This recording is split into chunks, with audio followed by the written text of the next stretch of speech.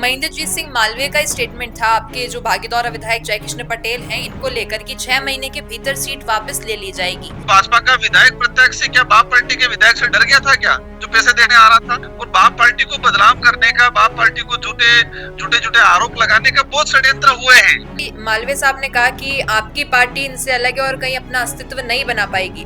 उनको पार्टियों की चिंता ज्यादा है, हमें हमारे क्षेत्र की चिंता ज्यादा है। नमस्कार, स्वागत है आप सभी का द फैक्ट न्यूज़ पर। मैं हूं अंकिता और आज इस वीडियो में आपको खास कुछ बातचीत करवाई जाएगी। जी हाँ, सीधे राजकुमार रौत जो बांसवाड़ा डूंगरपुर सांसद हैं उनसे बातचीत करेंगे, क्योंकि हाल ही में हमारे चैनल पे महेंद्रजीत सिंह मालवीय से बातचीत की थी हमारी सोनिया ने।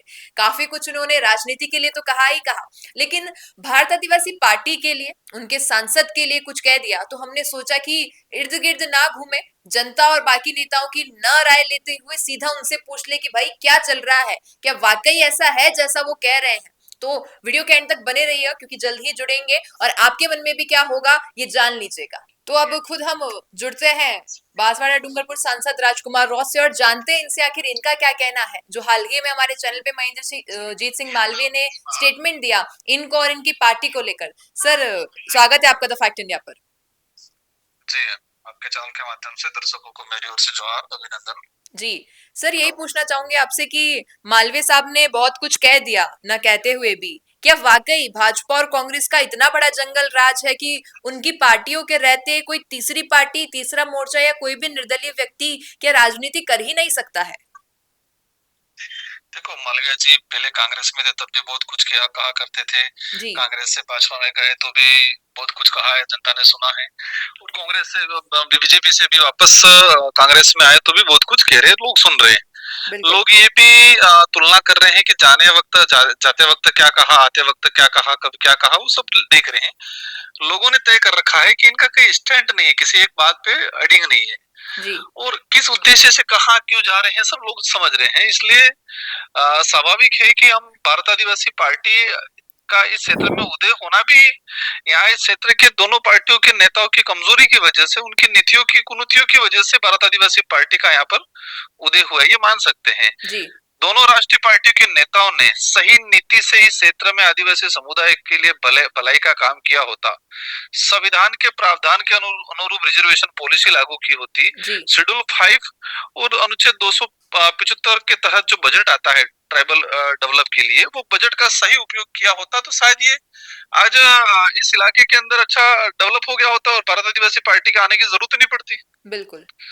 तो मतलब कहीं ना कहीं ये तो बहुत ही ज्यादा सच्चाई है कि जो दोनों बड़ी पार्टियां हैं, भारतीय जनता पार्टी और कांग्रेस की जो पार्टी है, इनके रहते किसी भी और तीसरी पार्टी का राजनीति में अपना पैर जमाना कहीं ना कहीं मुश्किल पड़ता है। भाई, इनका जिस नीतियों से जो बयानबाजी हो रही है, जिस नीतियों से आदान प्रदान पार्टियों में आवक जावक का चल रहा है, इससे ये स्पष्ट होता है कि कांग्रेस बीजेपी में आदिवासी इलाके के अंदर कोई फर्क नहीं है, दोनों सेम ही हैं। और उनका उद्देश्य इस क्षेत्र का डेवलप करना, उद्धार करना नहीं है, सत्ता में बने रह के लूट खसोट करना उद्देश्य है। हाँ, और दोनों का उद्देश्य है कि भारत आदिवासी रात दिन ये माला जपते रहते, बाप पार्टी। तो बाप पार्टी आप लोगों की करतूतों की वजह से पनपी है। अगर इन लोगों ने ढंग से काम किया होता तो आज बाप इस क्षेत्र के युवाओं की आवाज को दबाना चाहते हैं। सर, यही पूछना चाह रही थी एक और चीज कि महेंद्रजीत सिंह मालवीय का स्टेटमेंट था आपके जो भागीदौरा विधायक जयकृष्ण पटेल हैं इनको लेकर कि 6 महीने के भीतर सीट वापस ले ली जाएगी। तो जो व्यक्ति सीट वापस लेने वाला था उसने तो पार्टी ही छोड़ दी और न जाने क्या क्या रीजन दिए जा रहे हैं। आपको क्या लगता है कि ये 6 महीने में विधायक ही नहीं ले पाए और क्या रीजन होगा कि इन्होंने पार्टी छोड़ दी? देखो, वो जिस उद्देश्य से भाजपा में गए थे, उनका कहना था कि विकास के लिए गए थे। अब कह रहे विकास नहीं हो रहा इसलिए इधर आ रहे हैं।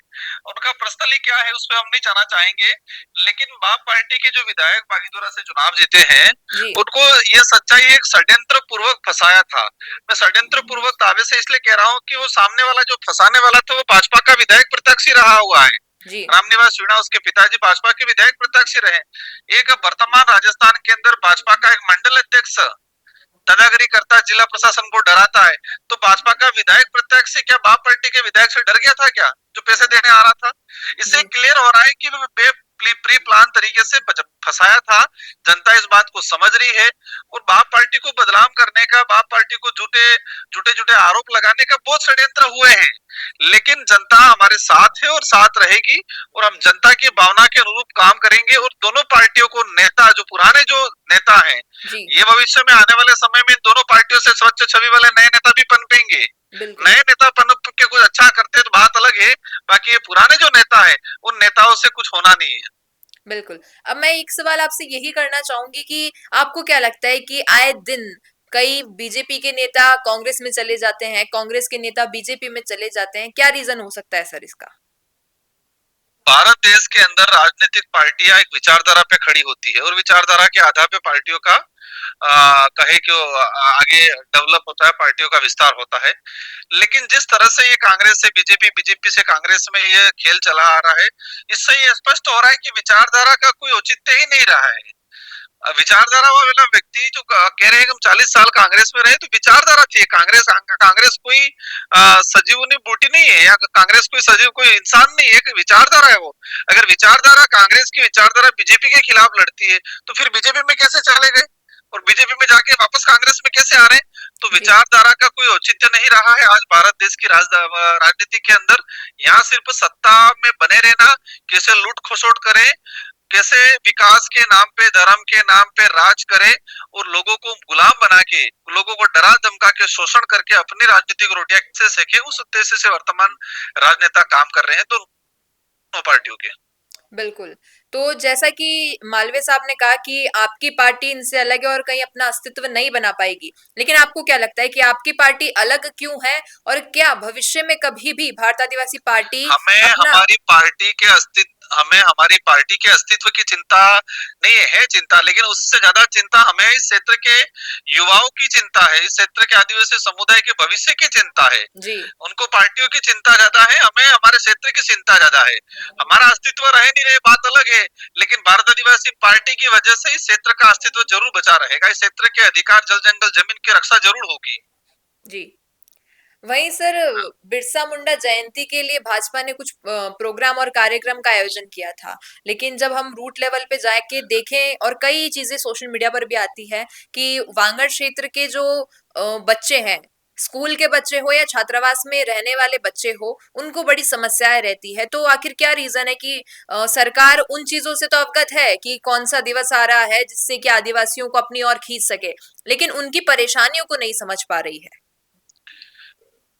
देखो, कोई व्यक्ति अगर कोई दिवस या कोई आदिवासियों के महापुरुषों को स्वेच्छा से पूछे, मतलब पूजे, इच्छा से, अपनी इच्छा से पूजे और मजबूरी में पूजे या मनाए, वो दोनों में अंतर आता है। तो वर्तमान सरकार ने जो बिरसा मुंडा जयंती के उपलक्ष्य में जो राष्ट्रीय गौरव दिवस के रूप में मनाने का काम किया है, हम भी स्वागत करते हैं, लेकिन आप दिल से नहीं कर रहे हो, आप मजबूरी में कर रहे हो, आदिवासी वोट बैंक को साधने के लिए कर रहे हो। बिरसा मुंडा इसलिए प्रख्यात थे कि वो जल जंगल जमीन की लड़ाई लड़े थे अंग्रेजों से, और आज भाजपा वर्तमान में जल जंगल जमीन को आदिवासियों से उजाड़े और बिरसा मुंडा जयंती मनाए दूसरी ओर, तो ये कोई औचित्य नहीं रहा है। बिरसा मुंडा जयंती मनाने से मतलब नहीं है, बिरसा मुंडा के उपदेश क्या थे, उनके उद्देश्य क्या थे, उसको अपने पार्टी भाजपा अपने पार्टी के अंदर लाए, उन विचारों को अपने पार्टी के अंदर लाए, और जल जंगल जमीन जिस तरह से उद्योगपतियों के नाम दिए जा रहे हैं उन पे अगर रोक लगाती है तो हम मानेंगे कि हाँ, बिरसा मुंडा जी का आप सम्मान करते हो। बिरसा मुंडा जी का सम्मान दिखावा है, जल जंगल जमीन उद्योगपतियों को देने का उनका अभियान जो चला जा रहा है, और ये कहना कुछ और है, करना कुछ और है, उस नीति पे काम चल रहा है। बिल्कुल। एक आखिरी प्रश्न रहेगा आपसे कि मालवीय को तो केवल जो वांगड़ की, मतलब जो बागीदौरा सीट है, विधायकी की सीट है, वो चाहिए, तो अब बीजेपी से तो उन्हें मिली नहीं, तो वो कांग्रेस में जाके क्या आपके विधायक को वहां से हटाकर वो जो विधानसभा सीट है वो अपने नाम करवाना चाहते हैं? देखो, प्रयास तो करेगा हर व्यक्ति सत्ता में आने के लिए, और विशेषकर कांग्रेस मालवीय जी हो या कांग्रेस बीजेपी के कोई या पुराने दिग्गज नेता है, उनको सत्ता में बने रहना है, इस क्षेत्र से कोई मतलब नहीं है। प्रयास करेंगे लेकिन वो होगा नहीं, ऐसा अगर होगा तो भी वागीदौरा की जनता भारत आदिवासी पार्टी के साथ खड़ी रहेगी। तो देखिए, ये सारी बातें थी जो खुद आपने सुन ली है बांसवाड़ा डूंगरपुर सांसद राजकुमार रौत से ही कि क्या कुछ चल रहा है राजनीति में, आखिर मालवीय ने क्यों ये स्टेप लिया है, मालवीय ने उनकी पार्टी के लिए क्या कहा, उनकी पार्टी का अस्तित्व क्या है, क्या उनके सरकार से लाइजनिंग बनी हुई है, ये सारी तमाम चीजें अब आपके सामने ही है। आपके मन में क्या विचार है कमेंट में बता दीजिएगा। पसंद आया हुई वीडियो तो इसे लाइक करना, शेयर करना और हमारे चैनल द फैक्ट इंडिया को सब्सक्राइब करना ना भूलें। से सुनिए, क्या आप हमारी इन खबरों से अपने व्यापार को भी बढ़ाना चाहते हैं? तो आप भी खबरों के दौरान इस तरह के एलिमेंट्स पर अपना विज्ञापन दे सकते हैं, या फिर ऐसे खबर के 1 मिनट बाद अपना पूरा विज्ञापन डलवाएं, जो कि 8 लाख से ज्यादा सब्सक्राइबर्स और फॉलोअर्स वाले द फैक्ट इंडिया चैनल्स और पेजेस से राजस्थान के कोने कोने में पहुंचेगा और इससे आपका व्यापार, ब्रांड सब कुछ बढ़ेगा। बिजनेस अच्छा हो सकता है, लेकिन अगर नाम नहीं दिखा तो पहचान कैसे बनेगी? अब टेंशन छोड़िए, द फैक्ट इंडिया आपके बिजनेस को देगा वो पहचान जो पूरे राजस्थान में हर किसी तक पहुंचे। न्यूज चैनल पर विज्ञापन, पॉडकास्ट और प्रमोशन के जरिए आप सीधे 5 लाख सब्सक्राइबर और 10 करोड़ से ज्यादा व्यूज तक अपनी पहुंच बना सकते हैं। तो देर किस बात की, आज ही द फैक्ट इंडिया से जुड़िए और अपने बिजनेस को बनाइए हर घर का नाम।